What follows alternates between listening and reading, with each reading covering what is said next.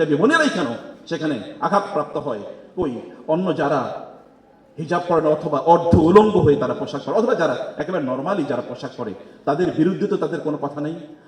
হিজাব পরার কারণে আমাদেরকে কেন হেনস্থার শিকার হতে হবে? এই 2026-এ এসেও এখনো হিজাবের জন্য নারীদেরকে নির্যাতিত হতে হয়। বরং যারা এই জাতীয় কথাবার্তা বলে, যারা স্বাধীনতার কথা বলে, তাদের টার্গেট কেবলমাত্র হিজাব কেন, অথবা হিজাবি বোনেরা কেন, অথবা এরকম অসংখ্য ঘটনা আছে।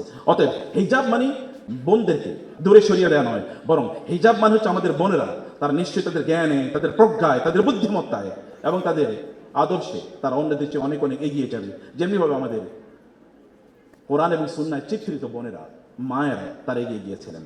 আমরা জানি যদি আপনারা আপনাদের পোশাকের অব্লিগেশন এটা সম্পর্কে যদি আপনারা জানতে পারেন, এটা আমার চয়েস না, এটা আমার রাইট। পোশাক আমার কি রাইট, এটা আমাদের অধিকার।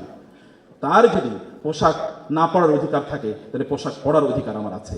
লাস্ট যে পয়েন্টটা বলতে চাই, যারা হিজাবের বিরুদ্ধে বলে তাদেরকে আমি দেখেছি সত্যি করতে এরা কপট, সত্যি করতে এদের মধ্যে ডাবল স্ট্যান্ড আছে, দ্বিচারিতা আছে। কারণ পোশাকের বিরুদ্ধে তারা কথা বলে, হিজাবের বিরুদ্ধে তারা কথা বলে, কিন্তু হিজাব পরার জন্য তাদের, অথবা এমনি পোশাক পরার জন্য তাদের কোনো বক্তব্য নাই।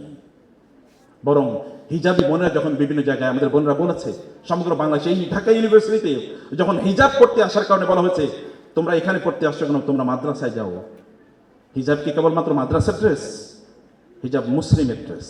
ঢাকা ইউনিভার্সিটিতে এখন তো আমার মনে হয় সত্যিকার এটা একটা মাদ্রাসা হয়ে গেছে। আলহামদুলিল্লাহ। মাদ্রাসা মানে তারা ভুল বুঝেছে, মাদ্রাসা মানে স্কুল। মাদ্রাসা মানে কি? School of business, school of theology, school of science, school of arts and technology, arts and culture, science and technology.